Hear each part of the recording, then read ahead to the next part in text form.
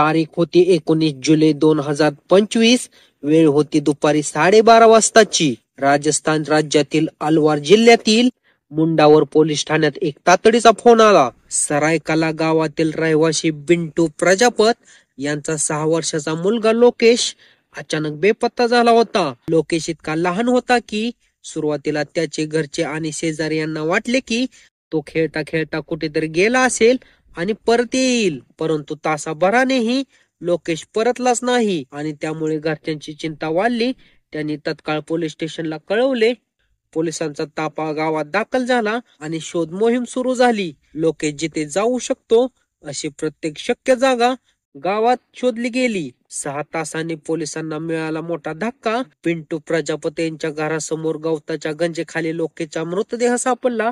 तो निष्प्राण अवस्थेत पडलेला होता. पोलीस आणि गावकऱ्यांना धक्का बसला. 6 वर्षाच्या चिमुकल्याची हत्या झाल्याचं स्पष्ट झालं होतं. यानंतर लगेच तपास अधिक तीव्र करण्यात आला. पोलीस तपासादरम्यान 2 महत्वाचे क्लू मिळाले. एक म्हणजे एक व्यक्ती पोलिसांना दिशाभूल करत होता आणि दुसरा म्हणजे लोकेशला बेपत्ता होण्यापूर्वी शेवटचं कोणासोबत पाहिलं गेलं होतं तो होता त्याचा काका मनोज प्रजापत. मनोज प्रजापत लोकेशचा काका होता. पिंटू प्रजापत आणि मनोज प्रजापत हे दोघं भाऊ होते. त्यांची पत्नी म्हणजे गीता आणि बिंटूची पत्नी या सख्या बहिणी होत्या. त्यामुळे दोन्ही कुटुंब एकत्र राहत होती. लोकेशचा मनोज काकावर खूप जीव होता.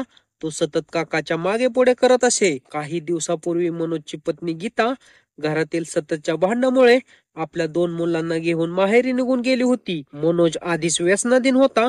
तो दारू आणि अंमली पदार्थाच्या आहारी गेला होता. घरात खाण्यापिण्याचं सामान नसायचं. मुलांच्या शाळेचा फीचा खर्चही तो करत नसत. पत्नी निघून गेल्यानंतर मनोजचा मानसिक तोल ढासळला. त्याने आपल्या बायकोला परत आणण्यासाठी वशीकरण करायचं ठरवलं. त्यासाठी त्याने सुनील नावाच्या एका तांत्रिकाचा सल्ला घेतला. सुनील नावाच्या 40 वर्षाच्या तांत्रिकाने सांगितले की वशीकरण यशस्वी करण्यासाठी एक बळी द्यावा लागेल. त्या व्यक्तीचं रक्त आणि हृदय पूजा करताना लागेल. त्यासाठी 12,000 रुपयाची रक्कम आणि त्या माणसाचं हृदय आणावं लागणार. बळी कोणाचा द्यायचा याचं उत्तर सुनीलने दिलं, तुझ्या पुतण्याचा. हे ऐकून मनोज हादरला, पण त्याने ही योजना प्रत्यक्षात उतरायचं ठरवलं. काही दिवस त्याने लोकेश आणि घरातील लोकांच्या सवयी लक्षात घेतल्या. तारीख होती 19 जुलै रोजी त्याने आपल्या प्लॅनवर अंमल केला. त्याने लोकेश आणि त्याची बहीण देवांशीला 200 रुपये दिले आणि कुरकुरे आणि बिडी घेऊन येण्यास सांगितलं. दोघं दुकानात गेले. परत आल्यानंतर त्याने लोकेशला एकट्याला कडब्याच्या खोलीत नेलं. तिथे त्याने लोकेशचा गळा दाबून हत्या केली.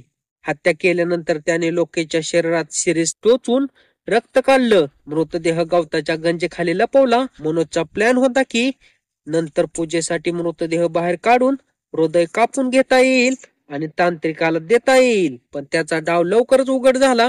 पोलीस अत्यंत गंभीरतेने शोध घेत होते. मनोज पोलिसांना सतत गोंधळात टाकण्याचा प्रयत्न करत होता, पण उलट त्याच्यावर संशय वाढू लागला. पोलिसांनी त्याला ताब्यात घेतलं आणि विचारपूस केली.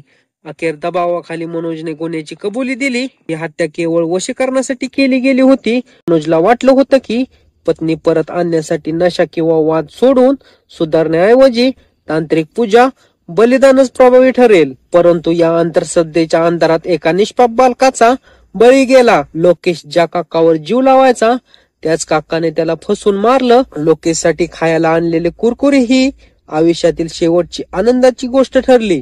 सध्या प्रजापत कुटुंबात प्रचंड दुःखाचं वातावरण आहे. आई वडील सुन्न झाले आहेत. लोकेशच्या मृत्यूने संपूर्ण गाव हादरून गेलं आहे. ही केवळ एका मुलाची हत्या नव्हे, तर माणुसकी, विश्वास आणि कुटुंब या मूल्याची देखील हत्या होती. या घटनेबद्दल आपलं काय मत आहे कमेंट सेक्शन मध्ये जरूर लिहा. या प्रकारच्या नवनवीन व्हिडिओसाठी आपल्या चॅनलला सबस्क्राईब करा.